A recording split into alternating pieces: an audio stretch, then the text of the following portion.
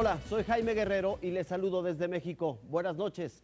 En esta ocasión, Guatemala en la mira se enfoca a un tema particularmente sensible para la sociedad, sobre todo los más desprotegidos, por el nivel de la agresión, por las secuelas que enfrentan de hecho las víctimas.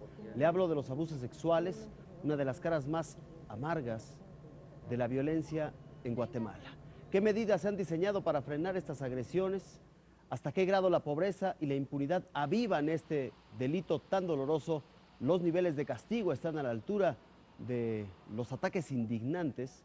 Hoy nos acercaremos a esa realidad que hiere, que duele, como ninguna otra en la sociedad guatemalteca. Saludamos esta noche a Mirna Montenegro. Mirna, gracias por acompañarnos. Usted es secretaria ejecutiva del Observatorio de Salud Sexual y Reproductiva. Buenas noches. Pues mucho gusto y muchas gracias por invitarnos a participar en esta temática sobre violencia sexual que es tan importante para el desarrollo de nuestro país. No, al contrario, gracias a usted por aceptar esta entrevista. Y cuando hablamos del abuso y de la agresión sexual, no estamos hablando de un asunto menor. Ambos casos marcan una cifra preocupante entre la sociedad de Guatemala. Tan solo el año pasado se impuso una cifra récord, una cifra nunca antes visto en términos de agresiones. En todas las familias ha ocurrido por lo menos un caso. Es un cáncer silencioso que daña la vida de niñas, adolescentes, mujeres e inclusive hombres. Son las agresiones sexuales, que siempre dejan huellas imborrables. Según el Grupo de Apoyo Mutuo GAM, en los últimos 7 años se han reportado un poco más de 34,000 denuncias por agresiones sexuales, dándose un aumento significativo cada año, siendo el año 2014 el año en que más denuncias se han registrado. Es muy probable que este incremento se deba a que la población está mejorando su cultura de denunciar, pero también puede ser que se haya incrementado el número de agresiones sexuales. De hecho, hay 56 violadores seriales que están en la capital y ninguno solo ha sido capturado. En los últimos 3 años se ha reportado un aumento del 70%, en los que el departamento de Guatemala sigue siendo el que mayor cantidad de víctimas tiene, no muy lejos Quetzaltenango y Escuintla.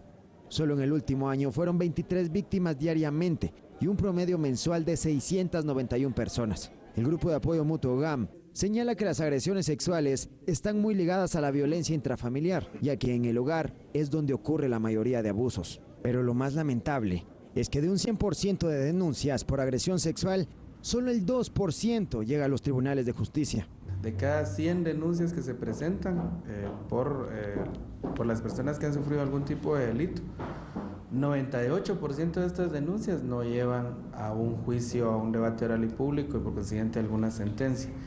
Y de los 2 restantes casos que se llevan en un debate oral y público, una sentencia es absolutoria y una sentencia es condenatoria. ¿Pero a qué se deben estos problemas en las judicaturas al momento de conocer este tipo de casos? Definitivamente Guatemala estamos aún superando un sistema totalmente machista desde todos los puntos de vista y se han hecho esfuerzos por parte de las autoridades que no han sido al momento suficientes. Por ejemplo, desde que alguna mujer llega víctima de algún tipo de violencia a la Policía Nacional Civil y no saben cómo abordar la denuncia de esa mujer, desde ahí hay un problema. Por ello, solicitan un esfuerzo de las instituciones de justicia. Asimismo, hacen un llamado a las autoridades a que se tenga mejor reacción y coordinación para brindar un mejor seguimiento a las denuncias y que éstas no queden en la impunidad. Con información de Azucena Alvarado, Azteca Noticias. Una sociedad machista y una sociedad contradictoria y paradójicamente también muy vulnerable. 34,000 agresiones sexuales en los últimos 7 años en Guatemala. ¿Cómo se explica este dato tan alarmante? Bueno, en realidad uno podría pensar que esto de las agresiones sexuales es nuevo en Guatemala, pero la realidad es que no es nuevo, es una condición que siempre ha estado presente porque tiene que ver con la condición de las mujeres. Lo que ha sucedido en los últimos años es que ha incrementado el número de denuncias y el número de identificación de los casos. Entonces, estos 34,000 casos deberíamos verlo como un avance hacia la denuncia. Un avance hacia la denuncia es importante para ir atacando este problema. Lo primero es denunciar, no quedarse callados, ni dejar que aumente la llamada cifra negra. ¿Hay políticas públicas, Mirna, para frenar los casos de violencia sexual? ¿O si existen, fallaron? Cuando analizamos, por ejemplo, nosotras como observatorio vemos los números, o sea, los indicadores de violencia sexual, y vemos también el tema del marco legal, el cumplimiento del marco legal. En Guatemala hay una ley, que es el Decreto 9/2009, que habla sobre, es una ley para prevenir o contra la violencia sexual, explotación y trata de personas. Esta ley realmente de lo que su contenido habla en relación a cómo debe prevenirse y cómo debe atenderse los casos de violencia, así como el caso de la esclavitud del siglo XXI, que es así como se conoce el tema de trata. No es realmente que este marco legal haya fallado, porque realmente es un marco legal bastante avanzado para las políticas públicas. Lo que sucede es que quienes tienen que implementar este marco legal normalmente van a ser hombres y mujeres prestadores de servicios, de salud, de educación, de justicia. Y entonces el tema de violencia sexual tiene que pasar por una nueva visión de estos prestadores de servicio. Prestadores de servicio que forman parte de un gobierno, el gobierno del presidente Otto Pérez Molina. ¿Este gobierno ha sido sensible al problema, Mirna? Fíjense que nosotros como observatorio desde el año 2008, por ejemplo, el tema punta de lanza para que hablemos hoy de violencia sexual y de agresiones es el tema de los embarazos en niñas, porque según esta ley contra la violencia sexual, explotación y trata, toda relación sexual con una persona menor de 14 años debe considerarse violencia sexual. Entonces, aunque nosotras llevamos estadísticas desde el año 2008, es hasta el año 2012 cuando logramos unir el tema de embarazos en menores de 14 años con el tema de violencia sexual. Y a partir entonces del 2012 vemos un avance en las políticas públicas. Hay, por ejemplo, una política para la prevención de la explotación y trata de personas, tenemos una ruta de atención. Antes, por ejemplo, una niña menor de 14 años llegaba a un hospital y tal vez el personal, atención de parto, y tal vez el personal lo que pensaba es una niña muy chiquita, ¿por qué se metió tan pequeña a este problema? Sin embargo, ahora todo embarazo en menor de 14 años tiene que ser denunciado al Ministerio Público y notificado a la Procuraduría General de la Nación. Si nos permite, vamos a hablar de ese tema en específico un poco más adelante. Antes, parece que el problema de la agresión sexual no viene solo, hay actos de impunidad, lo escuchábamos hace unos instantes, y alrededor también hay una falta evidente de educación sexual. ¿Así lo considera usted, Mirna? Cuando se habla de violencia sexual tenemos que pensar en varias causas. Por ejemplo, una de las causas principales tiene que ver con la condición de las mujeres. Cuando hablamos de violencia sexual en niñas, por ejemplo, en embarazos en menores de 14 años, decimos un 89% de los agresores son personas familiares o cercanas al entorno de la niña. Y lo más preocupante es que un 30% son los papás de las mismas niñas quienes cometen estas agresiones o esta violación sexual. ¿Cómo se explica ese fenómeno social? Es por la condición que las mujeres y las niñas ocupan. El pensar, es mi hija, entonces como me pertenece, su cuerpo también me pertenece y yo puedo hacer con él lo que yo quiera. Nosotras creemos que un factor para prevenir esta violencia sexual tiene que ver con la educación integral en sexualidad, porque en realidad no es lo mismo ir a la escuela y que hablen allí sobre posibles causas de la violación sexual o que la niña pueda tener una maestra a la cual pueda contarle el problema, que si la niña realmente, como esta violencia sexual empieza desde que ellas son pequeñas, tenemos casos de niñas a los 6, 7, 8 años que ya son violadas por sus familiares. La niña crece pensando que esa es una conducta normal. No le gusta, pero asume que es algo normal. Hasta que se da un embarazo es cuando se manifiesta. Y cuando usted estudia los casos, se da cuenta que no es solo la niña embarazada. Han sido sus hermanas, su mamá, sus primas. O sea, tiene que ver con la condición de género, la condición de las mujeres. Tiene que ver con el tema de pobreza, obviamente. Tiene que ver con el tema de cultura y costumbres. En muchas comunidades guatemaltecas, los 12 años es la edad en la que hay que buscarle una pareja a la niña. Coincido en el punto, la pobreza es un factor determinante. ¿O dónde explicaría usted que está el origen más profundo de este asunto, de este problema? Y como le decía, son varios factores. Nosotras manejamos algo que se llama el modelo ecológico, que son todas las presiones que tienen que ver sobre la niña. La familia presiona porque en algunas culturas, 11, 12, 13 años, la niña realmente ya está como de punto para casarla y para que vaya a formar su familia. Presiona la pobreza también, porque la pobreza condiciona el que no haya acceso a la educación, el que no haya acceso a los servicios. Por ejemplo, círculos de violencia. Uno ve como el padre, por ejemplo, comete violencia física hacia su esposa y podría hacer violencia sexual hacia su hija. ¿Por qué la madre no denuncia? Porque es el padre el que mantiene a toda la familia. Y usted piensa, número de hijos en esa familia, y hablamos de 7 hijos. Entonces la mamá dice, ¿cómo lo voy a denunciar si él es el que mantiene a mis hijos? ¿Quién me va a dar de comer?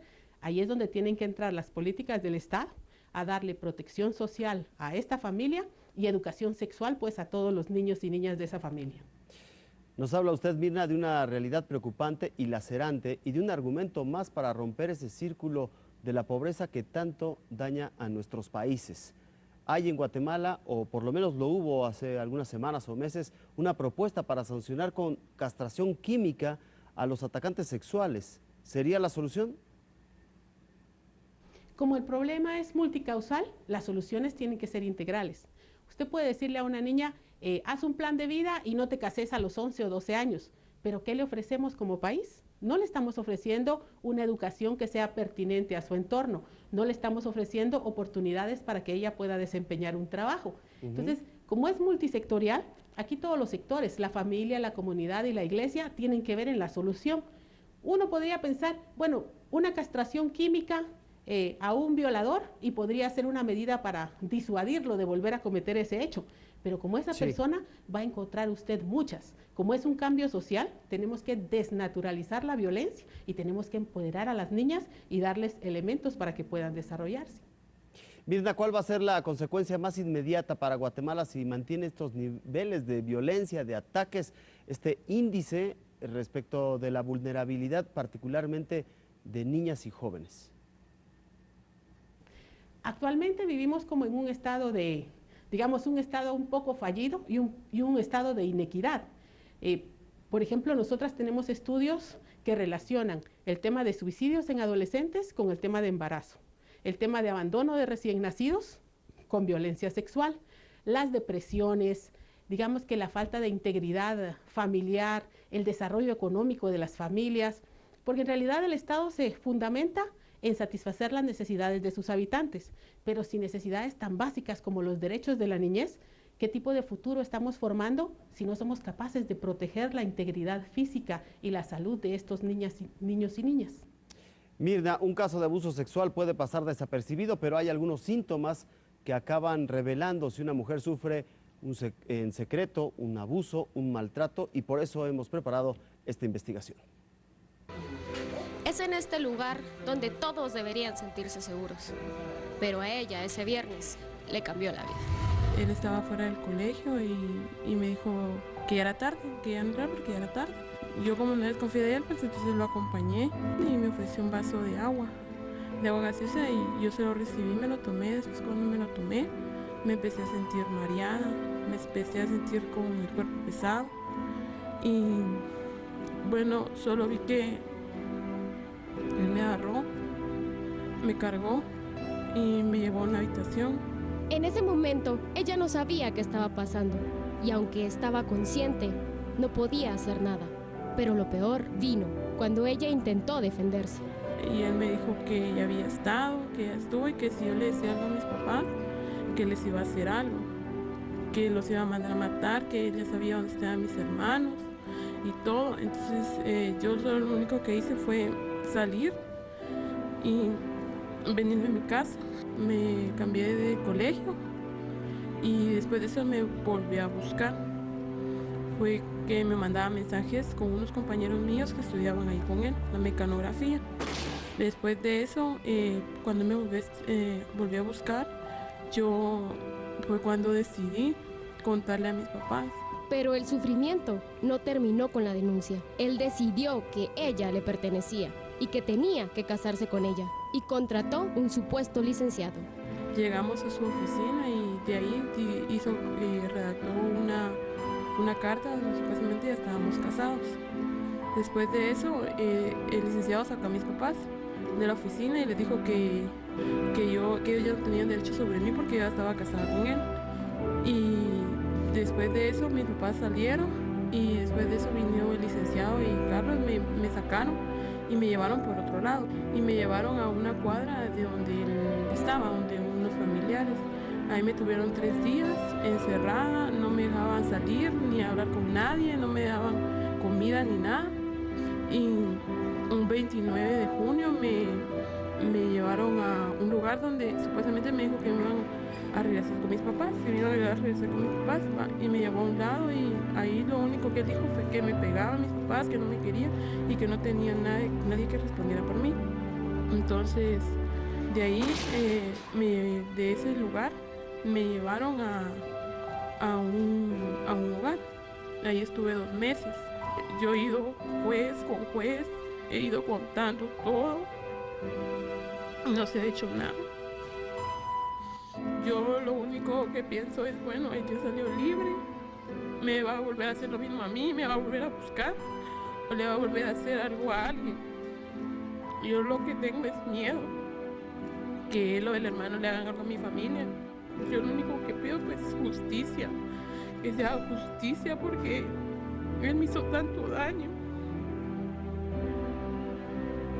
Y nadie hace nada. El 7 de febrero, el juez declaró inocente a su violador, dejando impune este caso. Michelle Aguirre, Azteca Noticias. Vemos entonces que las víctimas son doblemente víctimas. Por un lado el agresor y por otro víctimas de la justicia. ¿Se les ha dejado prácticamente solas, Mirna? Podríamos volver un poco al modelo ecológico. Y en este modelo ecológico tiene que haber un cambio de la familia, de la comunidad y del entorno social. Para nosotras es muy importante el tema de justicia porque el marco legal establece que la violencia sexual es un delito. Entonces usted, si en el año 2014 tuvimos casi 5.000 embarazos en niñas entre 10 y 14 años, uno quisiera ver 5.100 procesos, o sea, 5.100 persecuciones penales y evidente juicio y cárcel para lo que son los agresores. Sin embargo, el tema del sector justicia todavía es un tema pendiente dentro de la sociedad.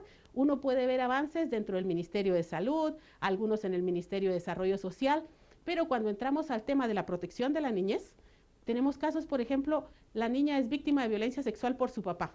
¿Qué hace el sistema? La PGN rescata a la niña, pero el papá, ese no lo llevan inmediatamente a la cárcel. Entonces la niña la quitan de su familia, tal vez del único apoyo que tiene, que es su mamá, y la mandan a un centro institucional, que no siempre tiene todas las características para poder atender a la niña. La llevamos allí y bien pueden pasar 6, 8 meses en lo que el Ministerio Público hace el estudio y determina que hay que encarcelar al agresor, y realmente la niña vuelve a ser discriminada y vuelve a ser revictimizada. Mirna, ¿ayudaría a una unidad especializada en el Ministerio Público, especializada en delitos sexuales?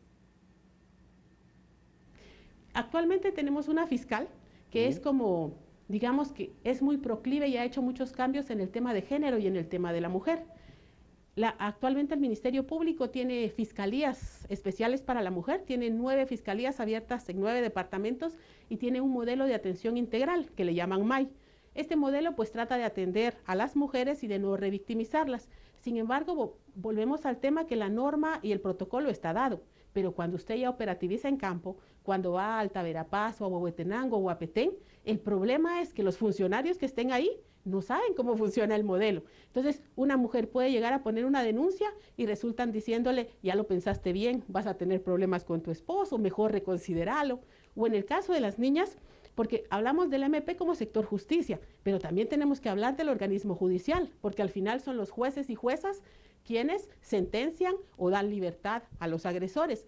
Tenemos juezas que su solución es, ella tiene 13 años y él 19 años, casemos a la niña con el agresor, porque de esa manera vamos a tener quien mantenga a la niña y no tenemos un problema comunitario, le llaman, porque a veces se cree que este tema puede causar problema social, ya que es costumbre de la comunidad el ver niñas pequeñas unidas a hombres adultos. Miren, estamos tocando el tema de las agresiones sexuales en Guatemala y lo hemos elegido precisamente por las secuelas que deja en las víctimas, en quienes son objeto de estos ataques, de estos abusos. Los daños son permanentes.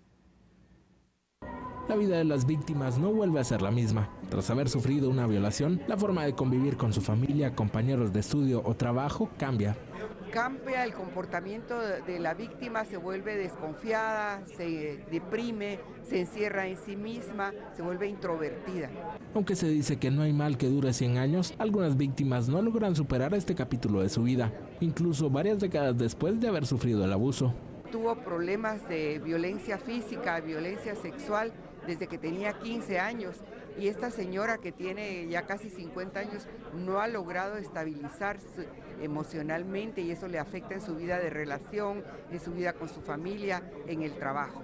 Si las víctimas no son tratadas a tiempo por un psicólogo, pueden tomar decisiones equivocadas en su intento de librarse del mal que las aqueja. La procuradora afirma que tienen documentados varios casos de Chiquimula en que adolescentes que habían sido violadas se suicidaron. José Miguel Castañeda, Azteca Noticias.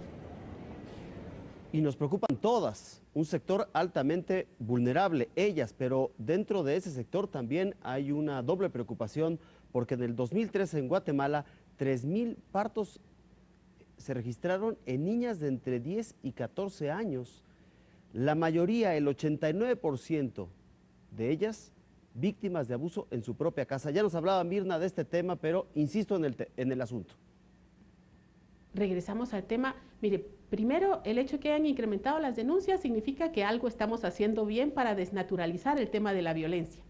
Por ejemplo, tenemos una niña de Chiquimula, hace como 6 semanas se puso la denuncia y fueron los vecinos de la niña y el alcalde auxiliar quienes denunciaron que ella era víctima de violencia sexual por su papá. Hablamos de números y hablamos de sectores que tienen que participar en el tema.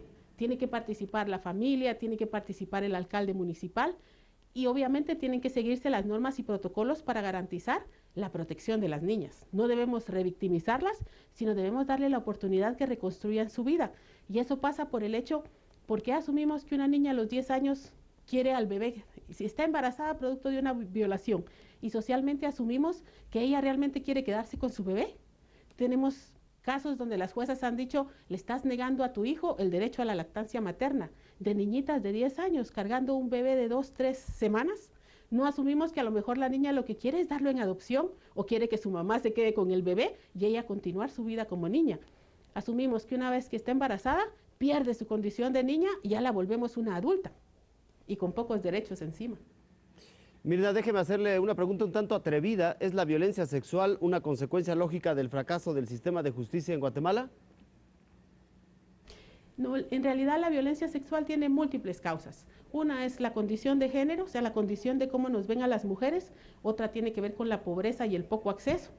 A menos escuela, más oportunidad de ser víctima de violencia sexual, embarazos, digamos, tempranos, uniones tempranas. Tiene que ver con la pobreza, tiene que ver con la cultura, tiene que ver con la condición de género, tiene que ver con los marcos legales. En Guatemala a los 14 años es permitido que una niña se case con una persona mayor siempre y cuando tenga la autorización de su papá o su mamá. Y tenemos casos de niñas de 11 y 12 años que los alcaldes han casado con adultos de 30 o 35.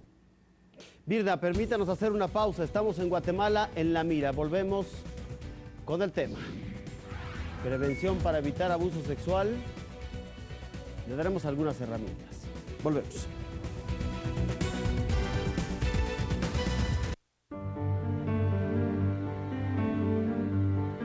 No dejarías que esto pasara en tu casa. No permitas que pase con tu país. Afortunadamente, cada vez somos más los que queremos mantener limpia la casa de todos. Más de 200,000 guatemaltecos estamos comprometidos para limpiar nuestro país. Súmate al movimiento de limpieza más grande de la historia.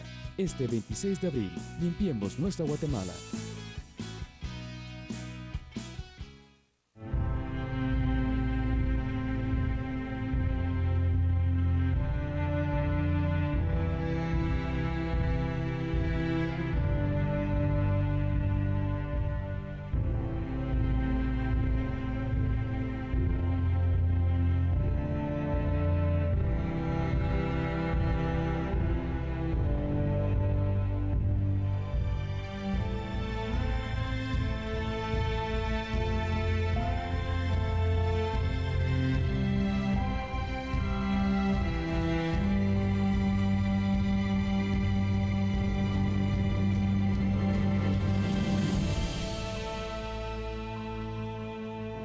Este país es tuyo. Azteca Guate, cerca de ti.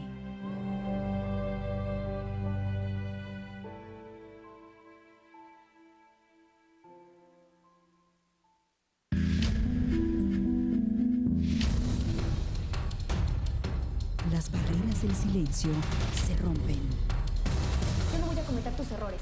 Tú no pudiste retener a tu esposo, pero yo se voy a retener al mío. Le pese a quien le pese. Cuando dejé todo por ti fue porque la muy tonta pensaba que me amabas, Pablo. Lo que callamos las mujeres. Lo que callamos las mujeres.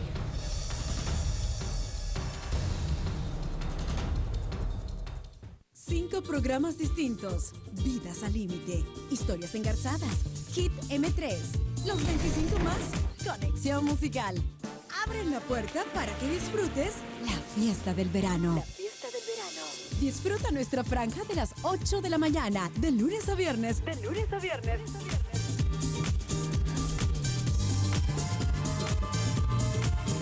Azteca Guate, en la fiesta del verano, cerca de ti.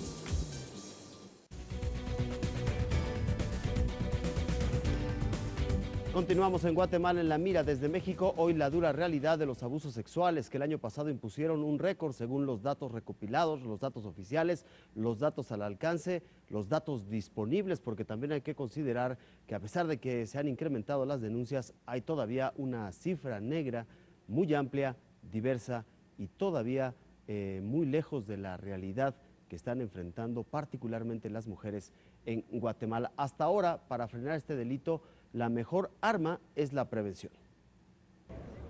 Cuando una persona es víctima de abuso sexual, empieza a adoptar distintos comportamientos, los cuales son señal de haber sido víctima de abuso. Se vuelven personas retraídas, si eran felices o eran personas pues contentas, se apartan o se apagan emocionalmente, se puede decir. ¿Por qué? Porque parte de su vida fue robada. Esa es una de las características que la mayoría de las personas que han sido abusadas describen, ¿verdad? De que fueron invadidos, que su intimidad o que su cuerpo fue invadido, ¿verdad?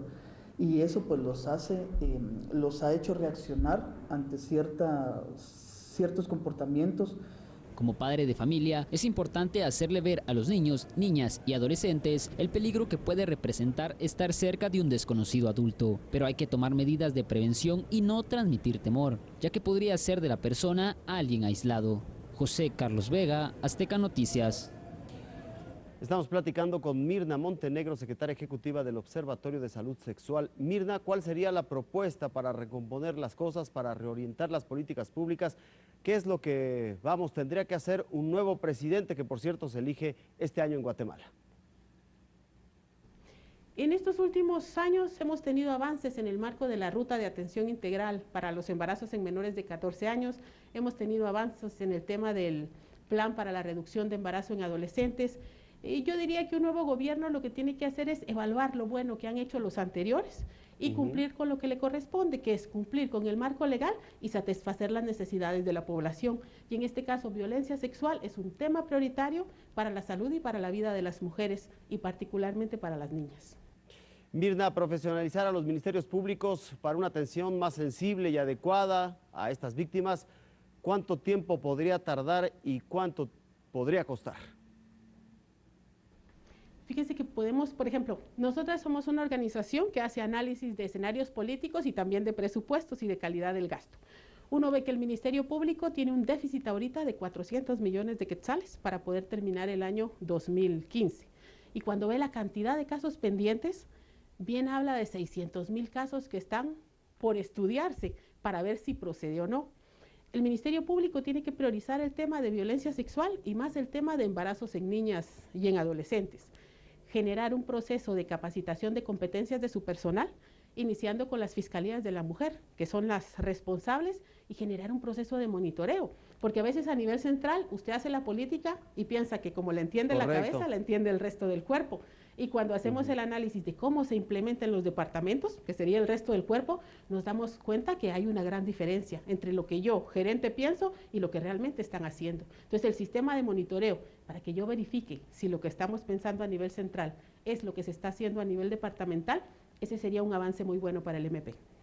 Mirna, se nos está terminando el tiempo, pero no quisiéramos despedir esta emisión sin recoger de usted un último comentario. Y solo agradecerles la oportunidad de poder compartir en esta temática y pues que sigamos uniendo esfuerzos. Nosotras tenemos una campaña Protégeme 2, que es una campaña de comunicación que habla sobre las niñas, sobre la vulnerabilidad que tienen y lo cercano que puede estar el agresor. Mirna Montenegro, secretaria ejecutiva del Observatorio de Salud Sexual en Guatemala, gracias por acompañarnos esta noche. A ustedes, gracias, Jaime. Y gracias también a usted. Nos reencontramos la próxima semana en un nuevo tema aquí en Guatemala, en La Mira, desde México. Soy Jaime Guerrero. Buenas noches y buenas noches.